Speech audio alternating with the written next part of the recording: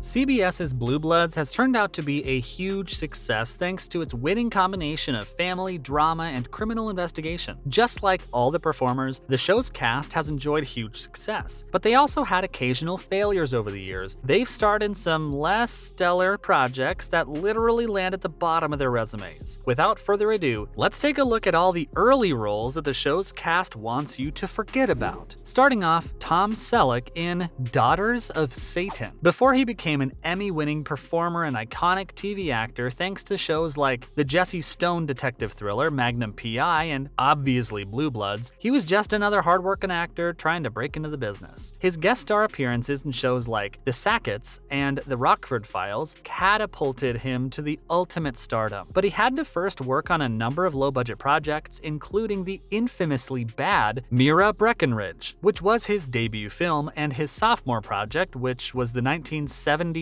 horror film titled Daughters of Satan. He stars as James Robertson, who's an art dealer and decides to purchase a painting that depicts witches burning at a stake. The move irritates his wife. You may be wondering why. That's because she's actually the descendant of one of the witches in the artwork, and turns out James is the descendant of the man who murdered them. And you might have guessed what happens next. His wife punishes him with a knife in the back, with the makers miserably trying to keep the tense atmosphere of the film. Up next, Will Estes in Once Upon a Forest. Before starring in Blue Bloods as Jamie Reagan, he was a pretty accomplished child star who made regular appearances in feature films and television shows. If you didn't know, he was also featured in 2012's The Dark Knight Rises. In 1993, he voiced a character for the 20th Century Fox's animated film Once Upon a Forest. The movie was produced by the animation legend Hanna-Barbera. Unfortunately, it didn't perform well at the box office, and that's mostly because of the release date colliding with that of Jurassic Park. It was a well-thought story about environmental conservation told through the eyes of young woodland animals, but it lacked the storytelling strengths of Disney films. The results is a complete disaster of a film, with the script's message getting overshadowed by sledgehammer emotions and chunky dialogue. Even it got critically panned, with one of them writing that the film is kind of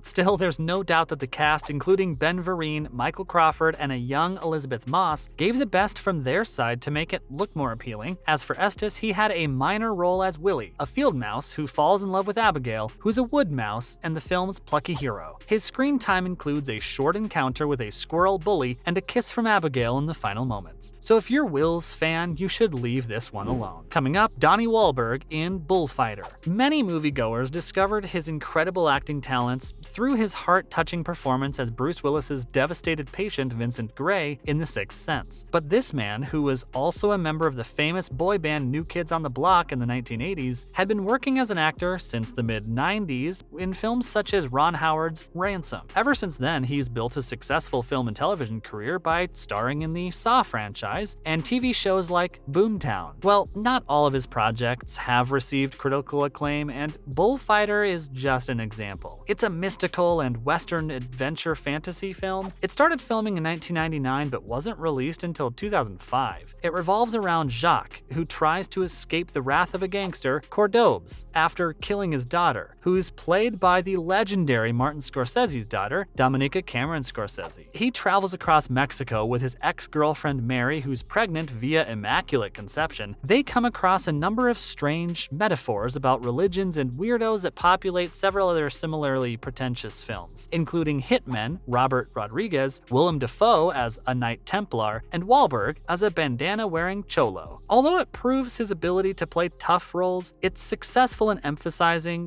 why it was delayed for over 5 years. Moving on, Bridget Moynihan in Whipped. She has been starring on Blue Bloods as assistant detective attorney Erin Reagan since the show's premiere in 2010. Her smart and professional character here is a far cry from some of her earlier roles, which include minor roles in films like HBO's in the City and Coyote Ugly, her feature film debut. She also went on to play more developed characters in I, Robot, The Sum of All Fears, and John Wick franchise. But there's one role that she wants everyone to forget about, and that's from Whipped. This 2000 comedy film revolves around a trio of men who simply can't shut up about their lives until they meet Mia. She dates all of them, which is threatening their childhood friendship. Mia is played by Amanda Peet, who carries the whole film on her own with the perfect comedic timing, but the rest of the cast is just awful, to say the least. The three friends are literally misogynists, and Moynihan is featured as one of their conquests, Marie, who's got nothing to do but delude herself that these men have redeeming qualities. Following that, Len Carew in Killer in the Mirror. He's a Tony Award-winning star who's playing the role of Frank's father, Henry Reagan, on Blue Bloods. He's got a solid portfolio of work on stage, in films, and on television. The latter includes appearances in Murder, She Wrote, Damages, Star Trek Voyager, as well as About Schmidt, among many others. But if you count the 1986's Killer in the Mirror, his resume is almost entirely free of projects he'd like you to forget. It was a television movie that starred actress Ann Gillian, who was moving away from comedy projects like the 80s sitcom It's a Living and films like Mr. Mom with Michael Keaton to focus on more dramatic titles at that point. There's no doubt she's up for a challenge here, but all she got was the same old tiring plot of good twins and bad twins. Both of them are named Samantha. One is the sister who kills her husband, and the other is the saintly sibling who takes the blame for the crime.